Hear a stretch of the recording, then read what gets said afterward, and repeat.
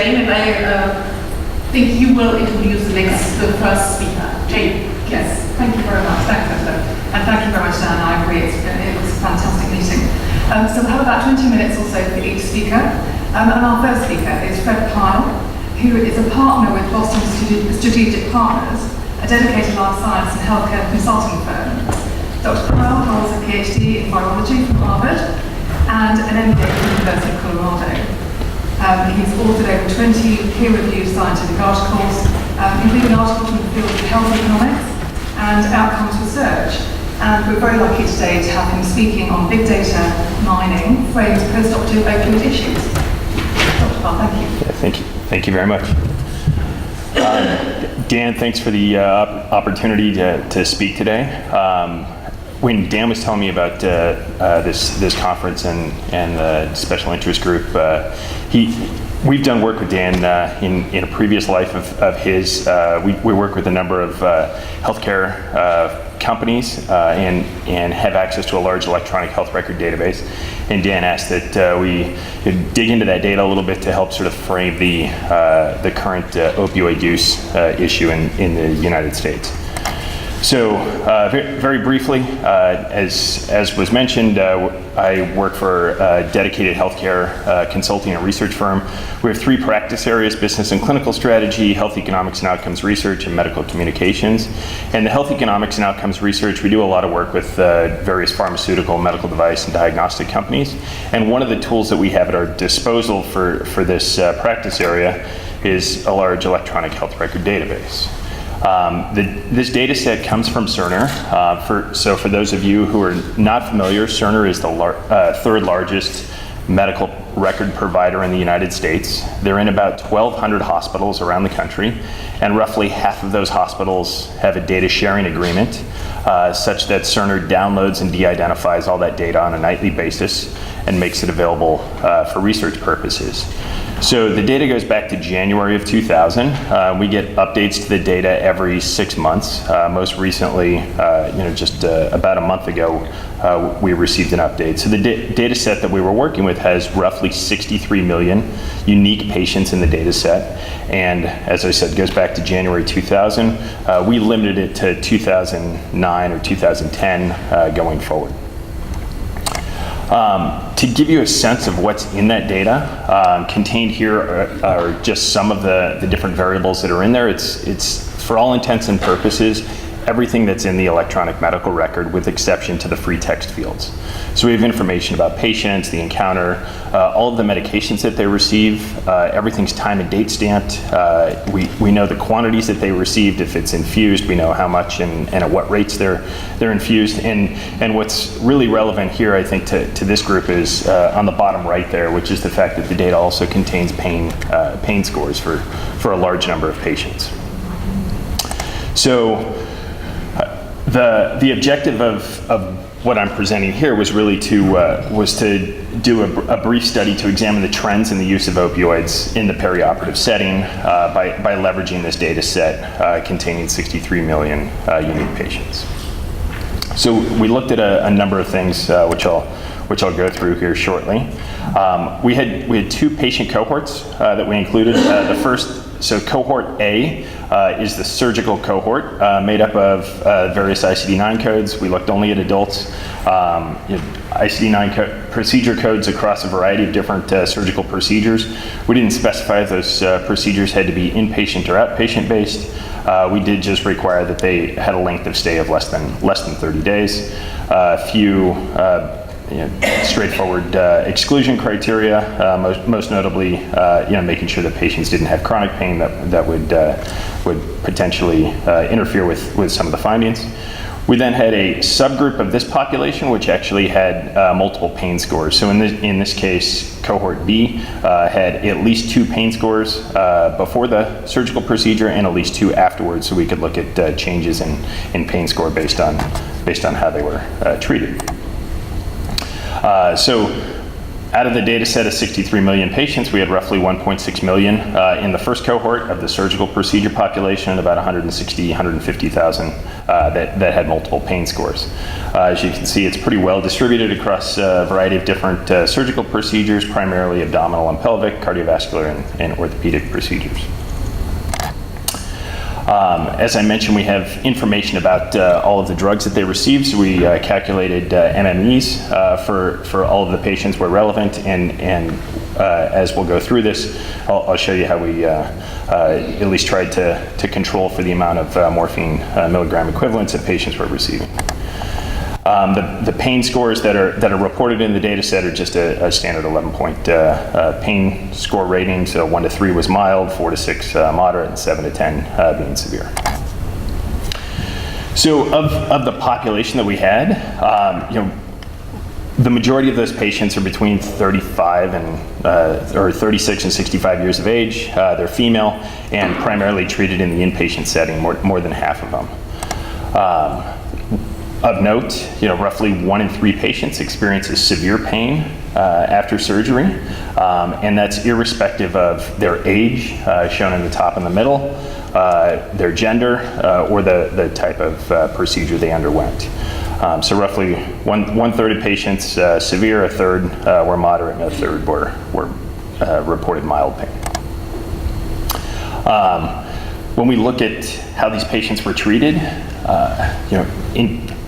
I don't know if others will find this as interesting as I do, but I was a little surprised to see that over 90% of the population received some amount of opioids for the treatment of pain, and approximately 30% of those patients receive exclusively opioids for the management of their pain.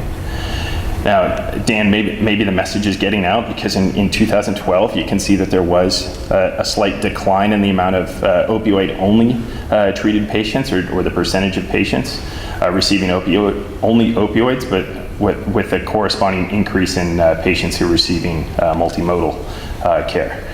The medications that they're receiving are primarily oral, with some amount of IV medications as well. When we look at some of the demographics a little bit more on how patients are treated, elderly patients are slightly more likely to receive non-opioid modalities, 13% versus 7% in the top left there. But there's very little difference when you look by the different procedure types for the most part in how patients are ultimately treated. Orthopedic patients tend to get, less non-opioid therapy. In the emergency setting, it seems in the top right there, it seems that those patients are less likely to receive opioids, but when they do receive opioids, it's almost exclusively an opioid-only treatment modality.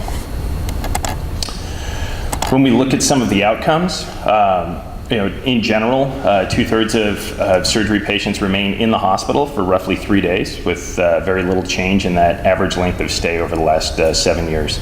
It doesn't seem to be too drastically impacted by the type of therapy that they undergo, although multimodal patients, for reasons which we'll try and get into a little bit, do seem to have a slightly longer length of stay overall. So that's also shown here, regardless of, so when we look by age, length of stay tends to be a little bit longer for elderly patients, irrespective of the treatment modality. But interestingly, I guess in both situations, patients who receive only opioids tended to have a lower length of stay than those patients who received a multimodal treatment. When we looked at the, so we tried to control for the amount of opioids that patients were receiving, and when we look at that length of stay on the basis of how much opioid they received, there is a reasonable correlation based on more opioids or more morphine milligram equivalents, slightly longer length of stay.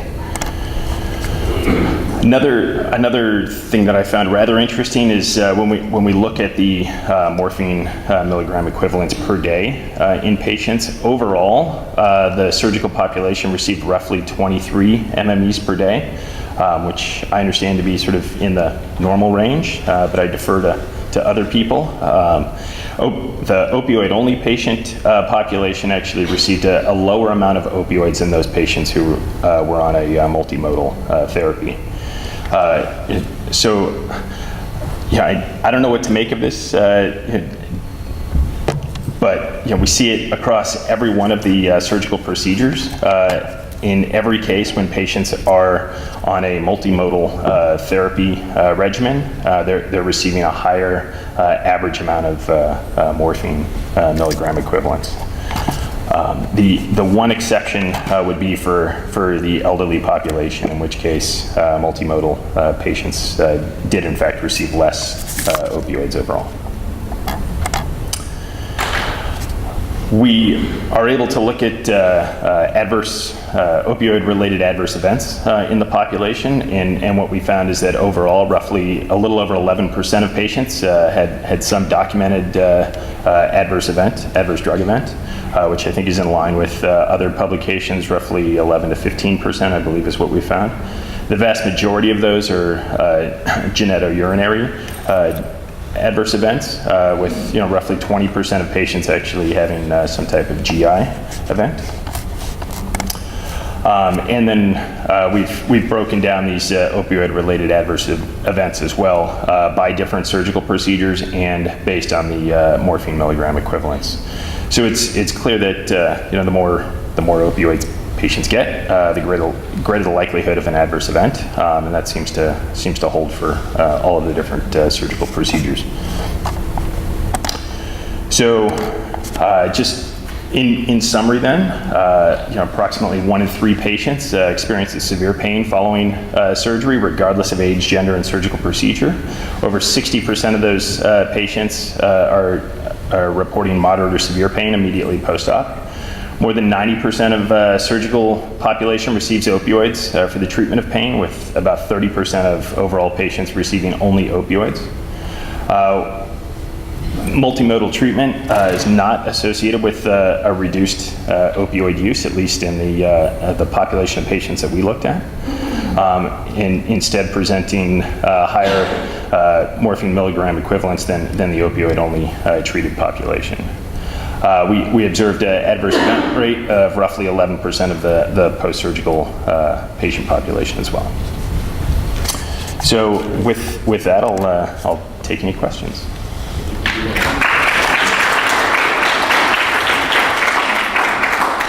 Thanks. I think very precise, nice presentation, big data, really.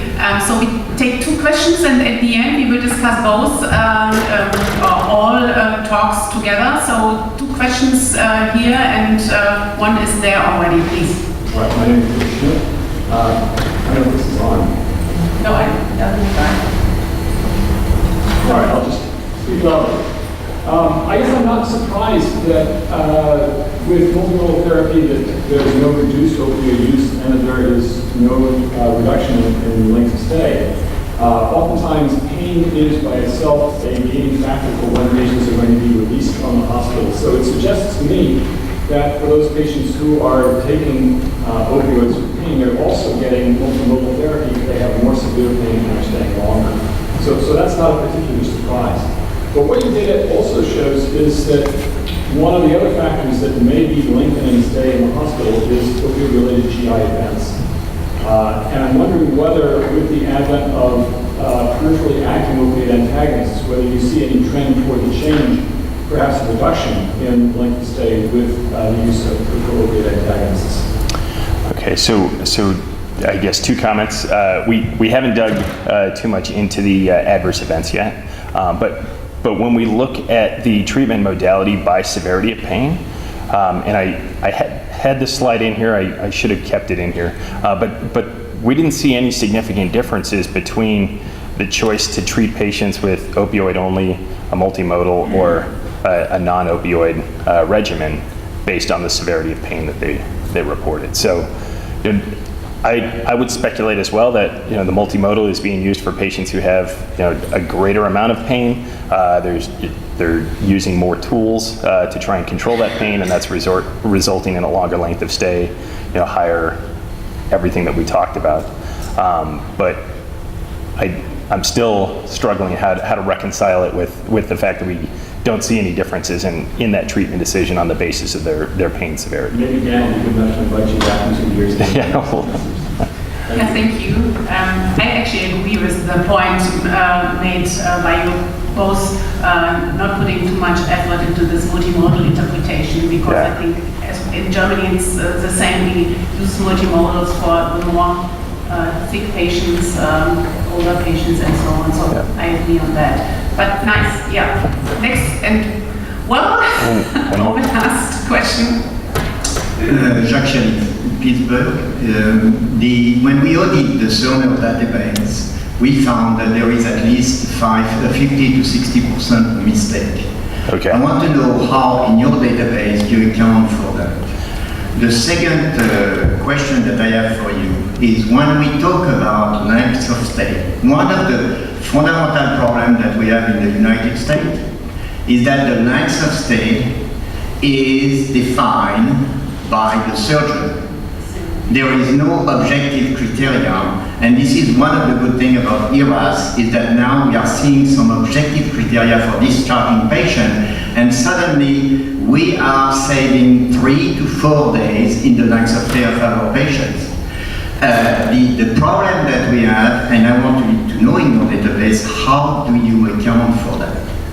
Last but not least, until we remove the surgeon, and I have very good friends who are surgeons, from dealing with pain, we will never address that problem.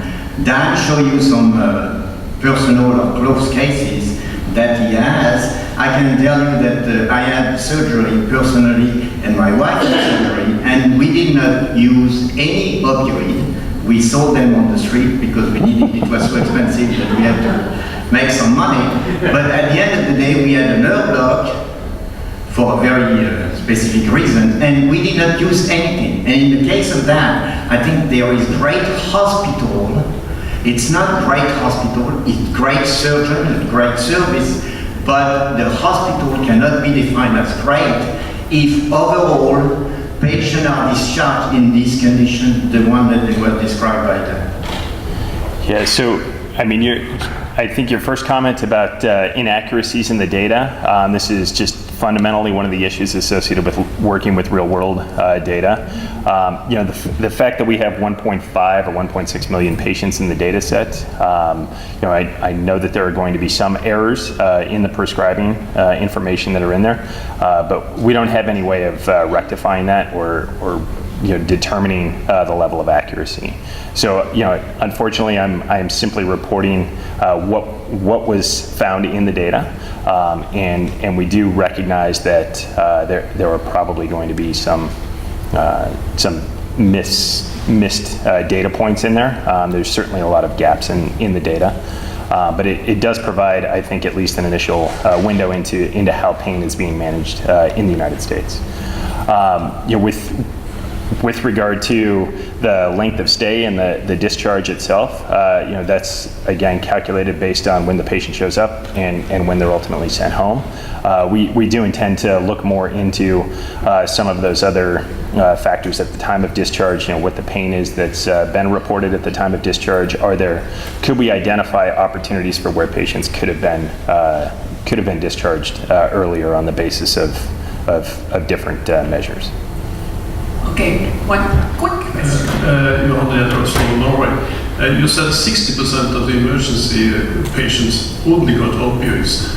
While I realize that's intuitive in the initial phase, you give them opioids, but is it really like that when the day before discharge in the hospital, they still only got opioids, so no paracetamol, nothing else, 60%? Yeah, so those numbers are the overall treatment. So we looked across the entire encounter, and if patients received only opioids, they got put into that opioid-only population, if they received any amount of opioids and NSAIDs or some other treatment, then they got put into the multimodal. So 60% did not receive anything else than opioids correct. during the stay. Correct. Okay, thanks. Yeah, thanks a lot.